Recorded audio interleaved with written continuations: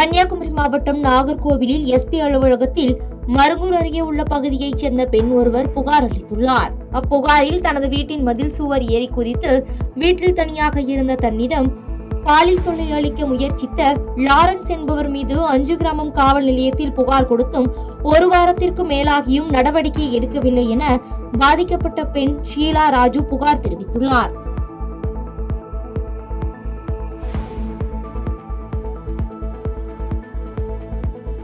கன்னியாகுமரி மாவட்டத்தில் 4வது நாளாக தொடரும் தென்மேற்கு பருவமழை காரணமாக பேச்சிப்பாறை அணை அதனுடைய அபாய அளவை தாண்டியுள்ளது. இந்நிலையில் முன்னெச்சரிக்கை நடவடிக்கையாக அணையில் இருந்து 500 கன அடி உபரி நீர் திறக்கப்பட்டுள்ளதால் தாமிரபரணி, கோதையாறு கரையோர தாழ்வான பகுதிகளில் வசிப்போர் எச்சரிக்கையாக இருக்கவும் மாவட்ட நிர்வாகம் சார்பாக அறிவுறுத்தப்பட்டு வெள்ள அபாய எச்சரிக்கை விடுக்கப்பட்டுள்ளது.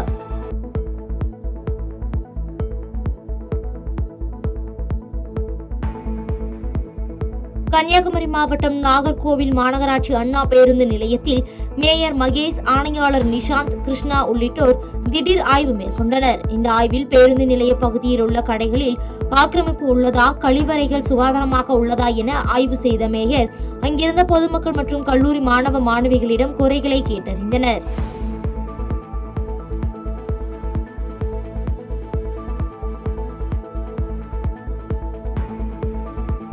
திருப்பூர் மாவட்டம் நொய்யல் ஆற்றின் நீர்பிடிப்பு பகுதிகளான கோவை சுற்றுவட்டார பகுதிகளில் பெய்து வரும் மழை காரணமாக நொய்யல் ஆற்றில் நீர்வரத்து அதிகரித்துள்ளது. இதன் காரணமாக திருப்பூர் மாநகரின் மத்தியில் செல்லும் நொய்யல் ஆற்றில் தண்ணீர் நிறைந்து 2 கரைகளும் தொட்டு செல்லும் நிலையில் நீண்ட நாட்களாக வறண்டு நீர்வரத்து இன்றி காணப்பட்ட நொய்யல் ஆற்றில் நீர்வரத்து அதிகரித்துள்ளதால் பொதுமக்கள் மற்றும் விவசாயிகள் மகிழ்ச்சி அடைந்துள்ளனர்.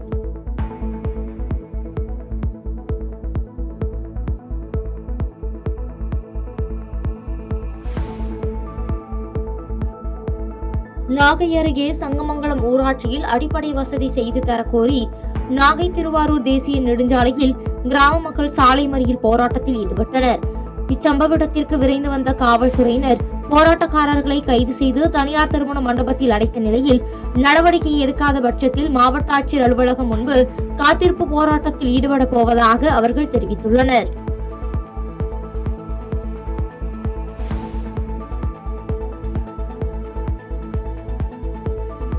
கோவை மாவட்டம் ஆனைமொழி அடுத்த ஆழியாறு அணையில் 60 போலீசாருக்கு பேரிடர் மீட்பு குறித்த செயல் விளக்க பயிற்சி நடைபெற்றது. தண்ணீரில் மூழ்கியவர்களை மீட்பது, புயல் மற்றும் மழை காலங்களில் சாலைகளில் மரங்கள் சாய்ந்தால் அவற்றை விரைவாக அப்புறப்படுத்துவதும், பணியில் ஈடுபடுவது உள்ளிட்ட செயல் விளக்கங்கள் செய்து காண்பிக்கப்பட்டு பயிற்சி அளிக்கப்பட்டது.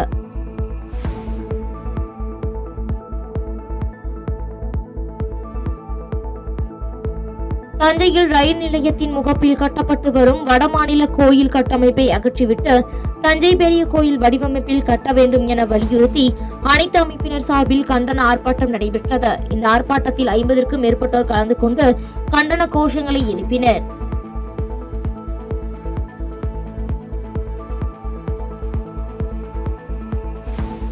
திருவண்ணாமலை அரசு மருத்துவக் கல்லூரி மருத்துவமனை வளாகத்திற்குள் தேங்கி நிற்கும் கழிவுநீர் அருகே தொப்புள் கொடியுடன் இறந்த நிலையில் குழந்தை கண்டெடுக்கப்பட்டுள்ள சம்பவம் பரபரப்பை ஏற்படுத்தியுள்ளது.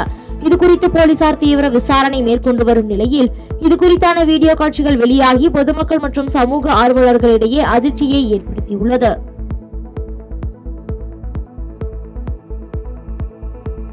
கடலூர் மாவட்டம் புவனகிரி அருகே ஆய்குளம் கிராமத்தில் 10 நாட்களுக்கு மேலாக குடிநீர் கிடைக்காமல் அவதியடைந்து வருவதாக குடியிருப்பு வாசிகள் வேதனை தெரிவித்துள்ளனர். மேலும் கிராமத்தில் இருக்கும் மேல்நிலை நீர்த்தேக்க தொட்டிக்கான மின்சாரம் சரியாக வரவில்லை என்றும் வேதனை தெரிவிக்கும் அப்பகுதி மக்கள் குடிநீர் வசதி மற்றும் மின் மோட்டார் இயங்குவதற்கான சரியான மின்சாரத்தை வழங்க வேண்டும் என அரசு அதிகாரிகளுக்கு கோரிக்கை வைத்துள்ளனர்.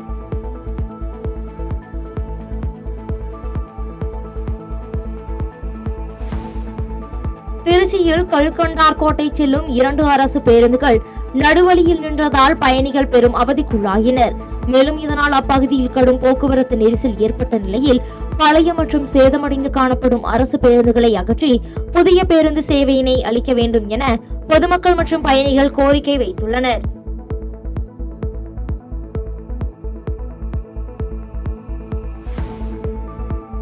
மதுரை மாவட்டம் கலைநகர் பகுதியில் உயிரிழந்த இஸ்ரோ முன்னாள் விஞ்ஞானி நெல்லிமுத்துவின் உடல் அஞ்சலிக்காக வைக்கப்பட்ட நிலையில் ஏராளமானோர் அஞ்சலி செலுத்தினர்.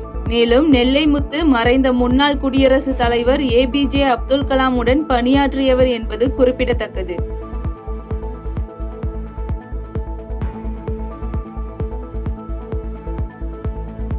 திருவள்ளூர் மாவட்டம் குத்தம்பாக்கம் புதிய பேருந்து நிலையம் அருகே யானை தந்தம் பதுக்கி வைத்திருந்த அமர்நாத், முத்துக்குமார், சாகிம் அகமது, அபிஜில்லா மற்றும் முகமது இஸ்மாயில் ஆகியோரை வனச்சரக அலுவலர்கள் கைது செய்தனர். இதனைத் தொடர்ந்து வனச்சரக அலுவலர்கள் குற்றவாளிகளிடம் விசாரணை மேற்கொண்டு வருகின்றனர்.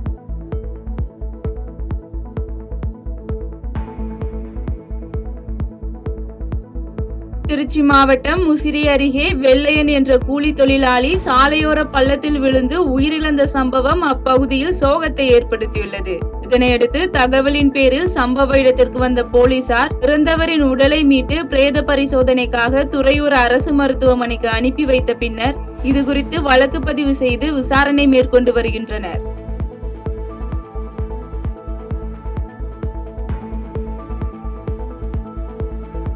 ராமநாதபுரம் மாவட்டம் ராமேஸ்வரத்தில் உள்ள ராமநாத சுவாமி திருக்கோயிலில் ஆலய நுழைவு போராட்டத்தில் ஈடுபட்ட 200க்கும் மேற்பட்டோரை போலீசார் கைது செய்தனர். மேலும் உள்ளூர் பொதுமக்கள் தரிசனம் செய்ய இருந்த சிறப்பு வழியை அடைத்து 200 ரூபாய் கட்டண வரிசையில் செல்லக்கூறிய திருக்கோயில் நிர்வாகத்தை கண்டித்தும் அறநிலையத்துறை அமைச்சர் சேகர் பாபுக்கு எதிரான கோஷங்களையும் எழுப்பியதால் போராட்டத்தில் பரபரப்பு ஏற்பட்டது.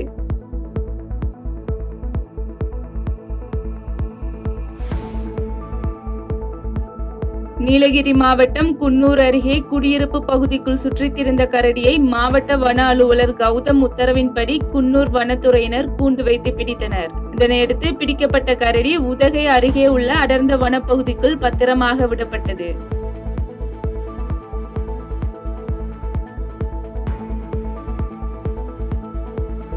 தேனி மாவட்டம் செம்பட்டி அருகே தனியார் ATMில் வைப்பதற்காக கொண்டு சென்ற பணத்தை கத்தியை காட்டி மிரட்டி பறித்து சென்ற சிறுவன் உட்பட 4 பேரை செம்பட்டி காவல் நிலைய போலீசார் கைது செய்தனர்.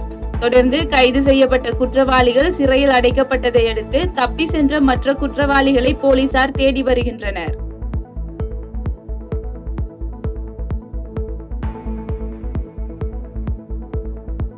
ஈரோடு ரயில் நிலையத்தில் அம்ரித் பாரத் நிலை திட்டத்தின் சார்பில் நடைபெற்று வரும் திட்டப்பணிகள் குறித்து தென்னக ரயில்வே பொது மேலாளர் RN சிங் நேரில் ஆய்வு மேற்கொண்டார். தொடர்ந்து ரயில் நிலையத்தில் உள்ள நகரும் படிக்கட்டுகள் மற்றும் நுழைவாயில் ஆகியவற்றை பார்வையிட்டவர் மறுவடிவமைப்பு செய்யப்பட்டு வரும் பணிகள் குறித்து அதிகாரிகளிடம் ஆலோசனையில் ஈடுபட்டார்.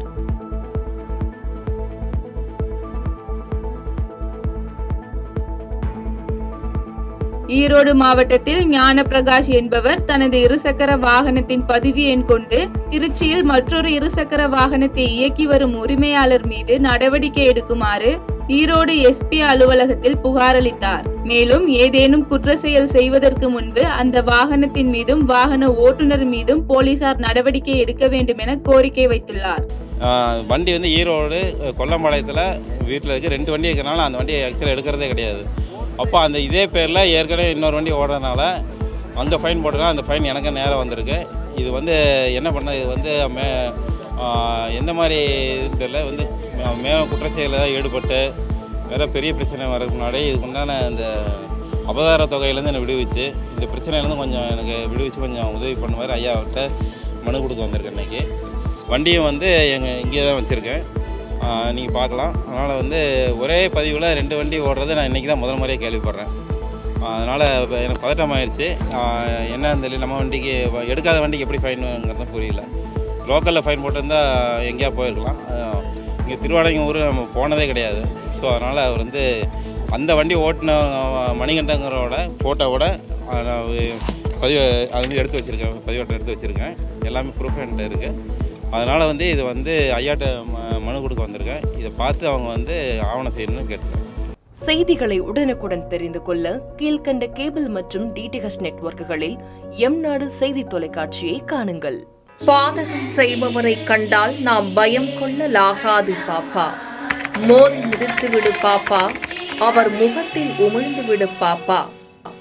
அண்மை செய்திகளை உடனுக்குடன் தெரிந்து கொள்ள இணைந்திருங்கள் எம்நாடு தொலைக்காட்சியுடன்.